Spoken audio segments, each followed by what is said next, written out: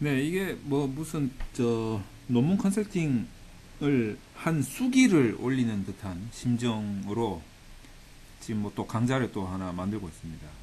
이 컨설팅을 하다 보면 여러분들이 자, 요맘때쯤 되면 논문과 관련된 뭐 각종 경험들을 가지고 저희 연구소를 방문해 주신단 말이죠. 근데 이제 어제 오셨던 분은 분석이 되어 있는데 며칠 전부터 메일을 보내가지고 검토를 해달라 이렇게 말씀을 하셨던 분인데 제가 검토를 해보니까 이게 뭐라고 해야 될까요? 저 같은 경우에는 이제 논문을 딱 보면 그냥 이거는 그냥 그 뭐라고 해야 됩니까? 그 느낌적인 느낌? 뭐 이렇게 표현을 할 수가 있는데 뭔가가 한 방에 딱 들어와야 됩니다. 논문이라는 것이 전체가 이렇게 처음부터 끝까지가 눈에 한 방에 딱 들어오는 논문이 있어요. 근데 그게 한 방에 안 들어오는 거라. 그래서 이 분석 파트만 이렇게 봤는데도 도저히 한 방에 안 들어와. 다시 말해서 이런 것을 전문 용어로 뭐라 그런다? 중구난방이다 이렇게 이야기를 하죠. 그래서 이 뭡니까 이게?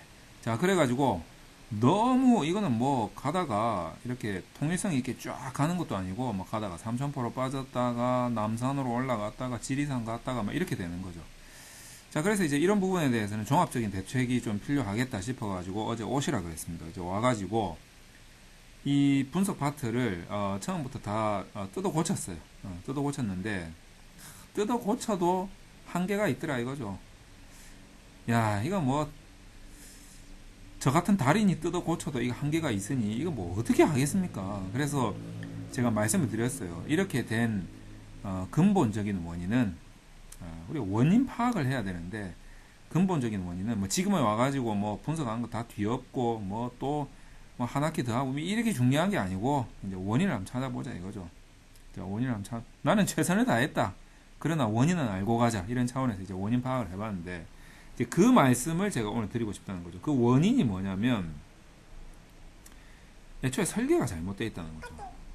그 이런 신성한 이 강좌 시간에 누가 또 이렇게 카톡을 보내는지 참.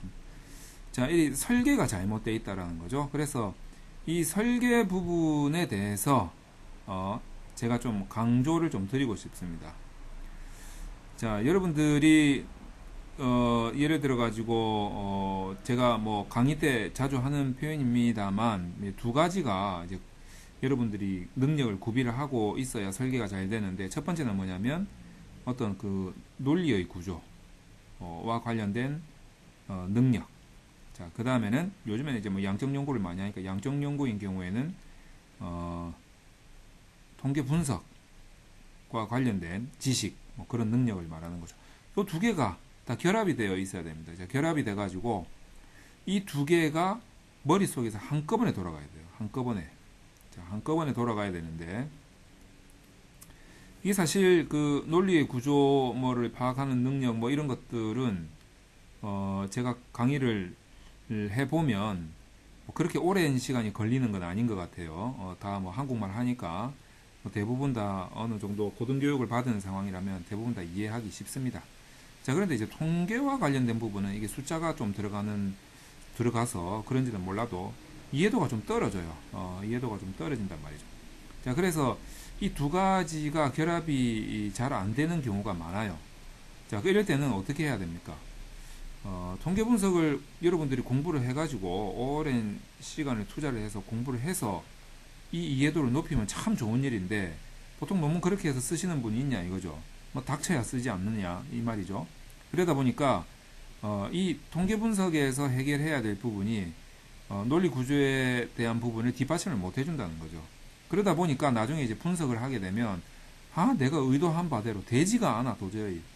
그래서 이제 많은 애를 먹고 있고 그것들이 중구난방으로 이제 보이기 시작하고 점점 논문은 어디로 간다?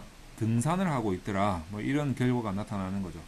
자, 그래서 여러분들이 이 설계를 할 때 어떤 자기가 찾았던 어떤 선행 연구로부터의 어떤 조사 결과들에 대한 뭐 유추 또는 추론 이런 거에 대한 그 논리 구조를 짜고 또 논문을 또 구성을 틀을 짜서 여기에 대한 자료 수집하고 또 이런 것들을 이제 편집하면서 작성을 하면서 나의 연구 논리를 끌어가야죠. 연구 논리를 끌어가야 됩니다. 그런데 요걸 이제 검증을 할 때 양적 연구를 하는 경우에는 이제 이 통계 분석을 할 수 있는 기법 하나 가지고 된다고 그러는 게 아니라 그랬죠. 기법들의 어떤 로직, 마치 뭡니까 블록으로 레고 같은 느낌이죠. 레고 같은 느낌. 이런 레고 하나하나를 기법이라고 보면 이런 기법들을 레고들을 막 끼워가지고 어떤 모양을 짭니다. 그것을 이제 로직이라고 하죠. 기법 하나 가지고 되는 게 아니거든요. 논문 통계는. 그래서 여러 기법들의 로직을 짜야 되는데 이 기법들 하나하나가 가지고 있는 조건이라든지 또는 이 하나하나의 의미라든지 왜 이 기법을 왜 쓰느냐 이런 의미를 말하는 거죠. 그것들의 연결 구조를 짤 수 있는 실력을 갖춰야 여러분들이 이 통계 분석에 대한 어떤 설계를 바탕으로 논리 구조를 뒷받침할 수 있다라는 거죠. 그래서 사실 이제 여러분들이 기법 하나하나에만 매달리는 것 같은데 이 기법 하나하나를 어떻게 분석하느냐라는 것도 중요하지만 이 기법을 어쩔 때 사용해야 되며 이 기법을 구성을 하려면 데이터나 척도들이 어떤 조건을 구성을 만족시켜야 된다라는 것을 다 알고 있어야 됩니다. 그리고 이 분석을 하고 나서 이 분석을 하고 이 분석을 하고 나서 이 분석을 하고 이 분석을 하고 나서 이 분석을 해야 이것들이 전체적으로 타당성을 갖출 수 있다. 그래야만 연구 결과를 신뢰할 수 있다. 이런 부분들에 대한 설계의 경험이 많아야 됩니다. 근데 이제 대부분 그런 게 없다 보니까 그냥 이제 선행 연구 하나 롤모델 삼아가지고 거기서 사용된 기법들을 그냥 쫙 깔아버리는 거죠.